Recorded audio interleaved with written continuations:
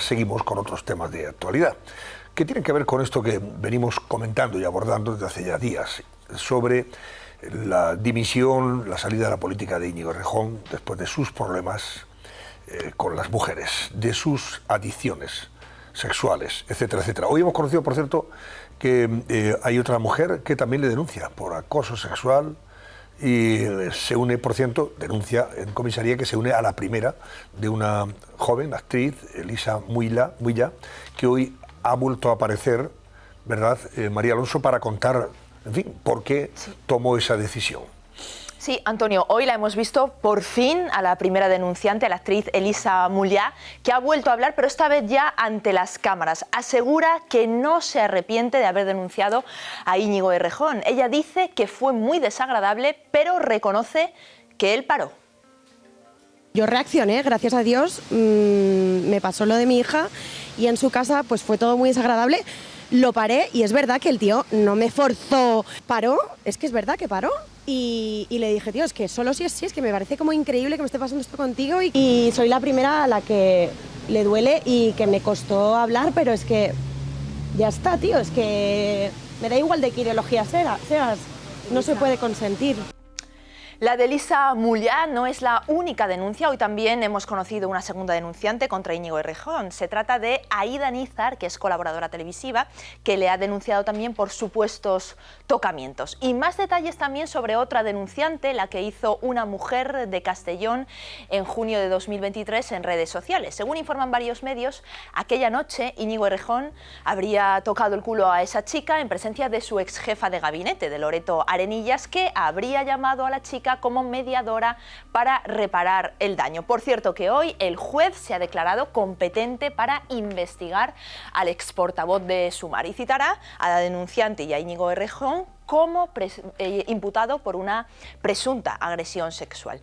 El escándalo Errejón ha explotado en el Pleno del Ayuntamiento de Madrid. Bronca monumental, duro cruce de reproches entre el alcalde José Luis Martínez Almeida y ella, la diputada de Más Madrid, Rita Maestre, que pide el alcalde dimisiones.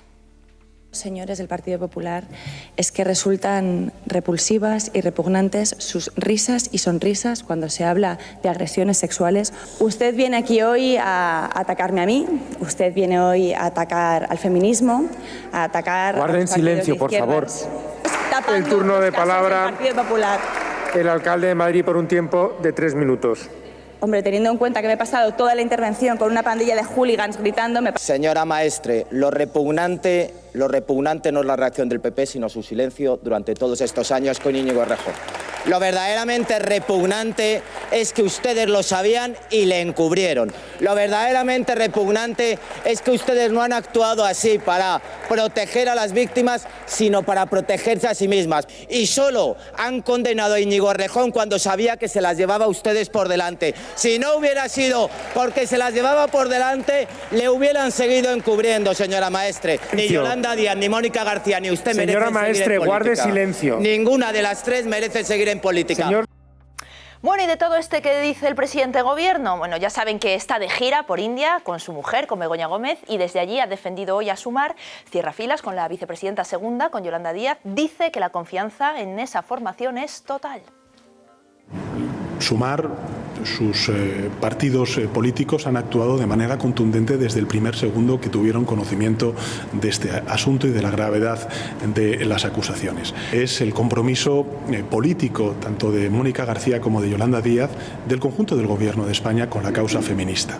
Todos y cada uno de los movimientos, de las leyes que ha aprobado el Gobierno de España durante estos últimos 6 años han sido leyes claramente feministas. Bueno, suponemos que no se refiere a la ley del solo sí es sí. En fin, según Pedro Sánchez, la respuesta de Sumar ha sido contundente, pero lo cierto es que ayer la comparecencia de Yolanda Díaz dejó varios datos en el aire, varias preguntas sin respuestas. Ella se limita a pedir perdón, pero más allá de eso, nadie, ni en Sumar ni en Más Madrid, va a asumir responsabilidades. Pero fíjense lo contundente que se mostraba la vicepresidenta segunda con el polémico beso de Luis Rubiales allá por agosto del año pasado. Desde Sumar la condena más rotunda a lo que hemos visto en el día de ayer y seguimos pidiendo la dimisión del señor, que en este caso, insisto, esta persona debe dimitir. Ya la han escuchado, dimisión de Luis Rubiales y no queda aquí la cosa, ¿eh? Pocos días después pedía también la dimisión del actual seleccionador, de Luis de la Fuente, y del ex seleccionador del equipo femenino, de la selección femenina, Jorge Vilda, por aplaudir. Escuchen.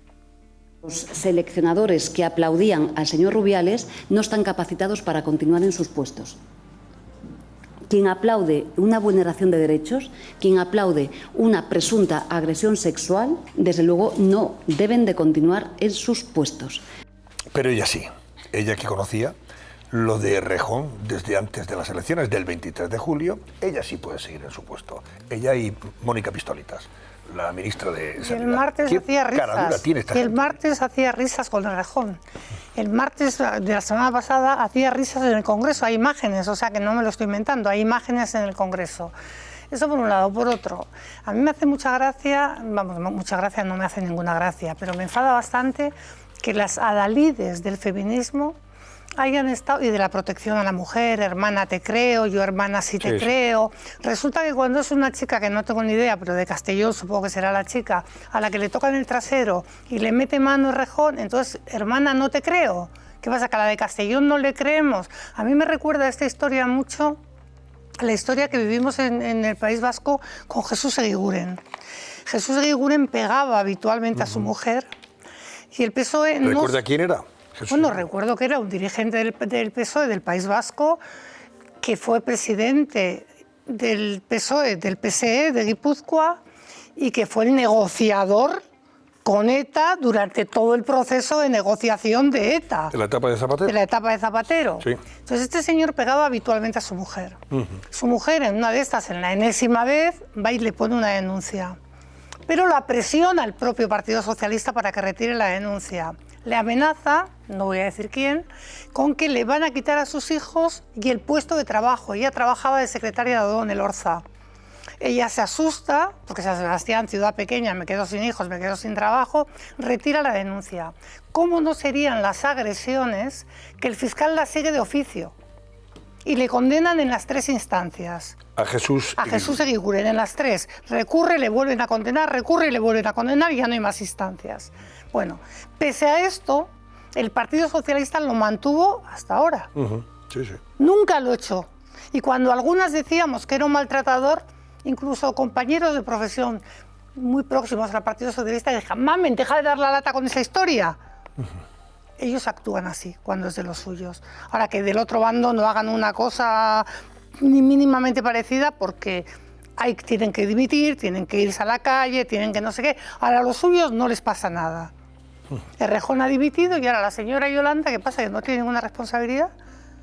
Yo de todas maneras, aunque ponga un... Las responsabilidades, perdona, acabo. Matiz. Las responsabilidades políticas no se dirimen con un lo siento, se dirimen yendo a tu casa. Naturalmente, sí.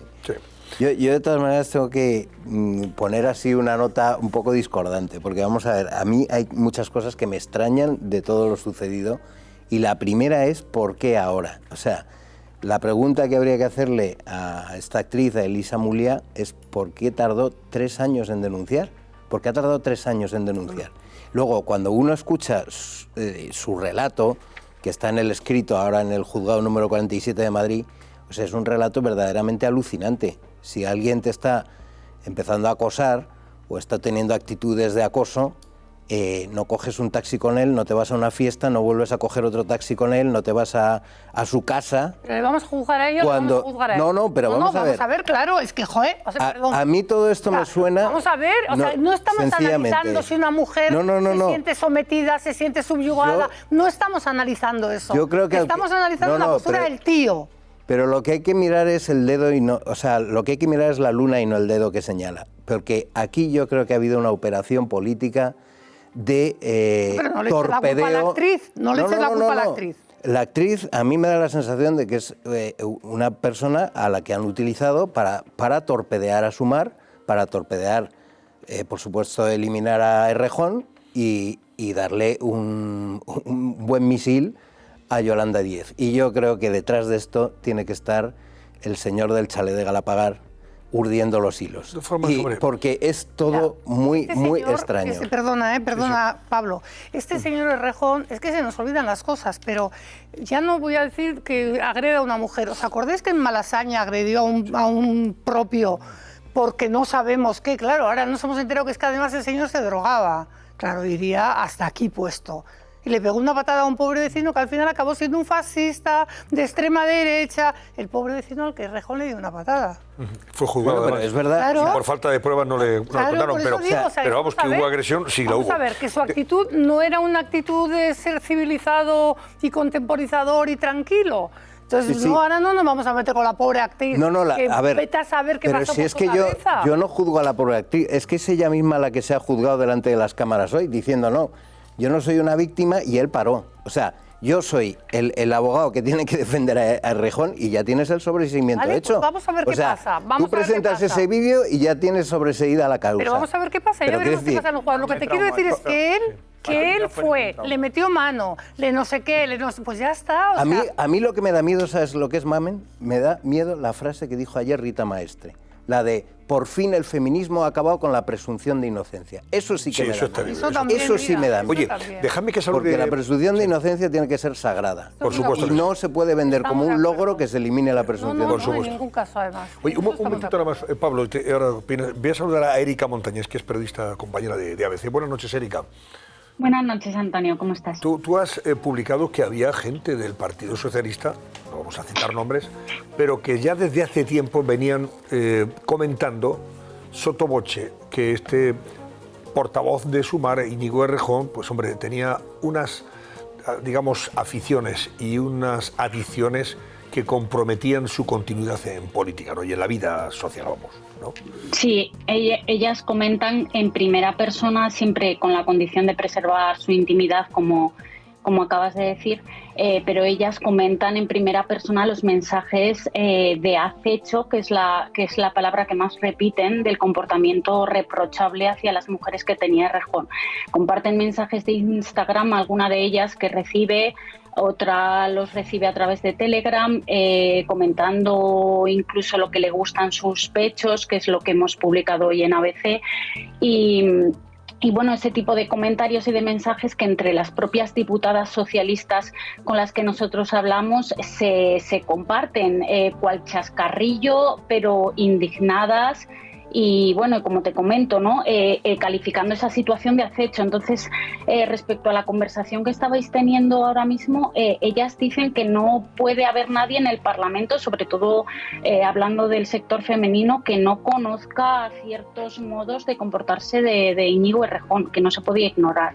Claro, diputadas socialistas que advertían sobre esto entre ellas. Claro, nadie se atrevió a denunciar o por lo menos a hablar con el portavoz de Sumar entonces, decir, oye, esto puede saltar en cualquier momento y no es conveniente, ¿no? Porque forma parte del gobierno de España, ese partido, o esa formación política. Exacto. Antonio, una de ellas sí le sabe parar los pies. Ella comenta incluso lo que decíais de Elisa, que dice que frenó. Esta mujer comenta como al saber pararle los pies, Errejón paró ese acoso o esos comentarios. No quieren exculparle, ni mucho menos, pero sí que dicen que supo frenar, ¿no? A tiempo, que si hubiera ido a más, no saben de qué hubiéramos estado hablando.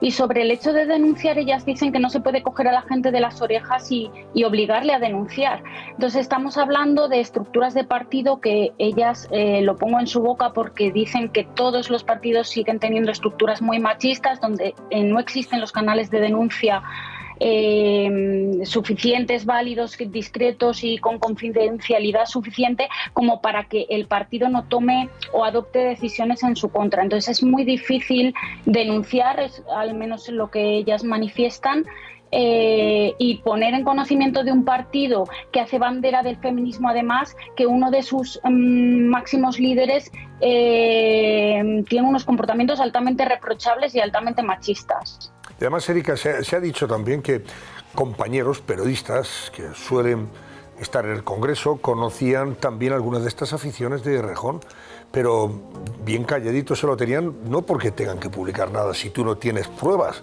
Eso es una de las exigencias del periodismo honesto, pero sí es verdad que si había sospechas, podrían haberlo comentado con sus mayores, ¿no? Es decir, oye, esto en cualquier momento puede saltar, puede saltar y con lo conveniente es frenar a este señor a lo mejor o no colocarlo como portavoz, en definitiva, y no meterlo en las listas.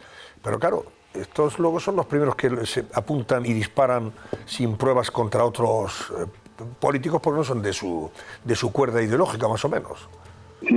Antonio, estos días se está hablando mucho de eso, de si los periodistas lo sabían, lo compartían.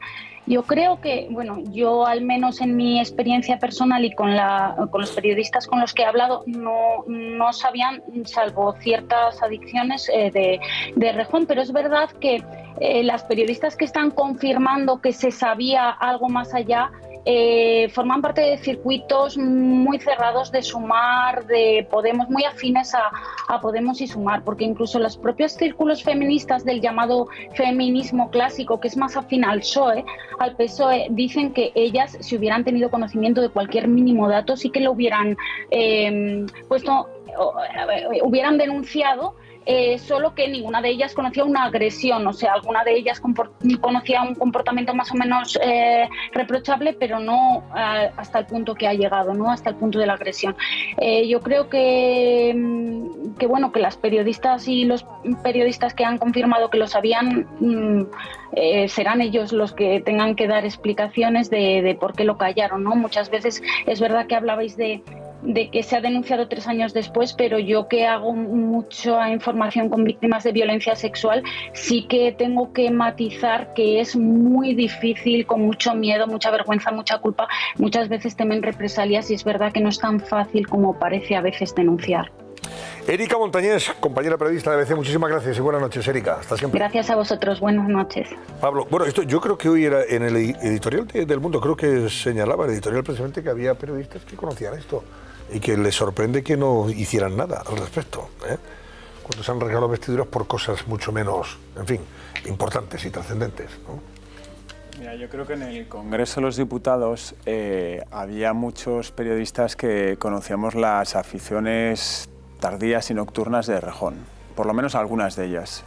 La de la afición al alcohol, que es lo que supuestamente le lleva a él a decir que en su carta de dimisión que está en tratamiento, es una de ellas, no porque yo en concreto lo hubiera visto personalmente, que nunca lo he visto, pero sí porque gente de sus entornos nos había reconocido determinadas circunstancias, hechos.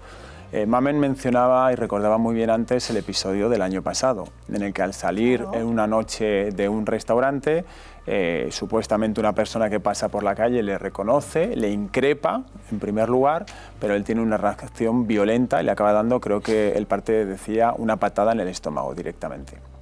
Eso, como decíais, no llegó a ningún lado porque las personas que acompañaban a Errejón, que eran varias, no testificaron en contra de Errejón.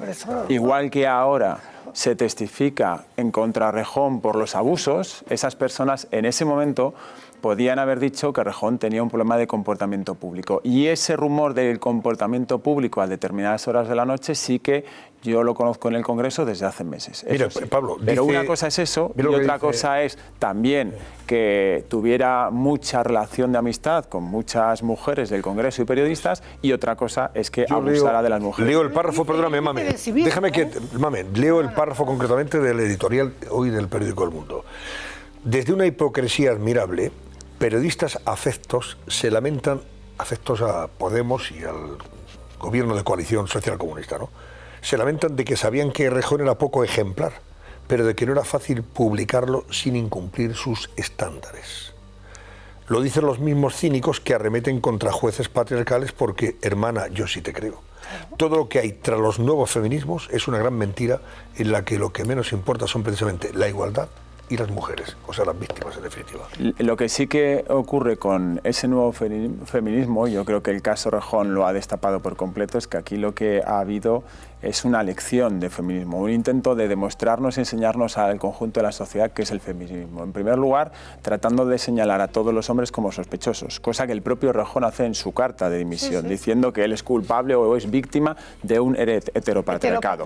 Cosa que yo niego y desmiento porque es rotundamente falso. Somos millones de hombres que no nos comportamos de esa manera, aunque hayamos vivido en la misma sociedad y nos hayamos educado de la misma manera y hayamos vivido en la misma cultura que otras personas. No somos así la mayoría de los hombres, con lo cual eso es rotundamente falso. Segundo, nos han intentado también, o han intentado colocar, yo creo, con una ideología y un objetivo político, para trazar una línea roja de votantes, que esto era una cuestión de derecha y de izquierda. La izquierda era radicalmente feminista y partidaria de la igualdad entre hombre y mujer, y la derecha, da igual quién fuera, era radicalmente machista y estaba en contra de la igualdad de las mujeres. Yo en este punto me gustaría recordar el debate electoral que hubo en televisión A3, en el que no estuvo Feijóo, en las elecciones generales del año pasado, en el que Yolanda Díaz fue la gran protagonista y creo que podemos decir también la gran triunfadora y vencedora de aquel debate, porque se enfrentó cara a cara con una posición tanto blanda de Pedro Sánchez. Ella sola se enfrentó a Santiago Abascal diciéndole de todo y se hizo muy famosa en aquel debate, y se dijo que aquel debate había sido clave en aquella campaña porque había movilizado a muchas mujeres hacia la izquierda y porque había además levantado el entusiasmo del conjunto de la izquierda. Si cogemos esas declaraciones de Yolanda Díaz de hace un año y medio y ahora las comparamos con lo que pasa con Errejón, en fin, es un poquito bochornoso. Y en segundo lugar, vamos al origen de la cuestión que tú decías antes. Aquí yo no sé hasta qué punto se ha ocultado este asunto, pero la propia Yolanda Díaz reconoció ayer que ellas tenían constancia desde junio de una denuncia contra Errejón. ¿Tú crees que Sumar estaba en condiciones, en vísperas de unas elecciones generales convocadas por Pedro Sánchez, diciendo esto es la izquierda o la derecha, yo o bien la extrema derecha España, Sumar se podía permitir reconocer que el fundador de Más Madrid, fundador de Más País, que es uno de los partidos clave de la coalición de Sumar, podía reconocer en aquel momento que estaba siendo investigado por una denuncia de acoso? Se le habría caído el discurso por completo en esas semanas, que fue eje vertebral de aquella campaña. Y al Partido Socialista igual, si hubieran reconocido aquello entonces, muy seguramente hoy no estarían gobernando. Y por último, aunque podríamos decir muchas más cosas, yo creo que al final todo este discurso de la superioridad moral de la izquierda se le ha caído al PSOE y a Sumar respecto al feminismo en un mes. Porque en cuestión de 2 semanas hemos conocido 2 hechos que son la antítesis del feminismo. José Luis Ábalos, teniendo amantes a las que pagaban y a las que mantenía a su lado, llevándola de viaje en desplazamientos públicos, a la que la trama corrupta le pagaba un apartamento en Madrid y él, mientras tanto, tenía la relación que no ha detallado con ella, e Íñigo Errejón abusando. Es decir, tenemos 2 figuras, mano derecha Yolanda Díaz uno, mano derecha de Pedro Sánchez el otro, que se ha encargado el discurso del feminismo. Por eso decía yo, Pablo, cuando decía, no es que las del PSOE decían, si hubiéramos sabido lo hubiéramos... ¿Pero qué hubierais dicho? ¿Habéis dicho algo? ¿Dijisteis algo cuando Guiguren? No. ¿Habéis dicho ahora algo cuando Ábalos? Tampoco. Pero y aquí ha sido, perdón, el propio Errejón el que dice que él es tóxico con las mujeres. O sea, que más allá de las denuncias o no, él lo reconoce. Y luego hay otra cosa que yo creo que eso a los hombres os cuesta bastante entender en general, y es la dificultad que una mujer tiene para denunciar.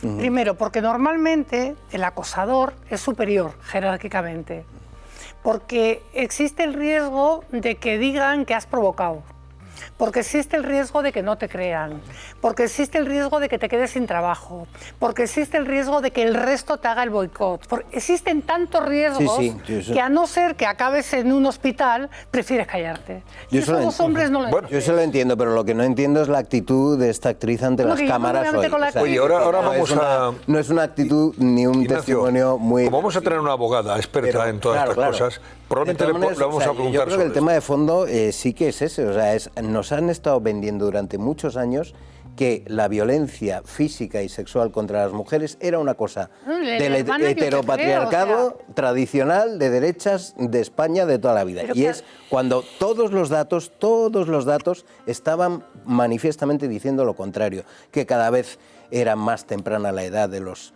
acosadores y de las acosadas, que cada vez eran de ámbitos culturales y sociológicos que no tienen nada que ver con la España tradicional, etcétera, etcétera, etcétera. Y todo eso no se ha querido ver. No se ha querido ver, por ejemplo, que la pornografía es una de las principales causas de estas actitudes y en caso de dirigentes políticos es también el dominio, ¿no? El afán de dominio y de poder. Acabo. Lo que no han dicho todos estos dirigentes de la izquierda sobre la Iglesia Católica, con los abusos. Lo que no han dicho, por Dios, las barbaridades que han soltado por su boca.